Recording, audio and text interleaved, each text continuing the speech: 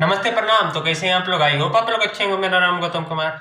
आज मैं एक ऐसे कलाकार के बारे में बात करने जा रहा हूं जो मगही की सुपरस्टार किंग कलाकार कहे जाते हैं और मगही में सॉन्ग लाते हैं तो बवाल मचा के ही जाते हैं, धमाल मचा के ही जाते हैं। जैसे कि ये फोटो में देख सकते हैं।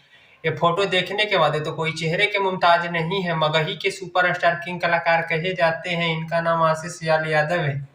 इनका एक सॉन्ग रिलीज किया गया था 3 वीक पहले। इस सॉन्ग का टाइटल है छौड़ी पटाना तो 2 मिनट के खेला है। इस सॉन्ग का बोल है छौड़ा रे शादी रचा लेबो आ दूसर के अपन बना लेबो, आगे दिल जरनी ठीके कइनी, आगे जो दिला जरानी ठीके तू करानी ना कुछ झमेला हो, छौड़ी पटाना तो 2 मिनट के खेला हो।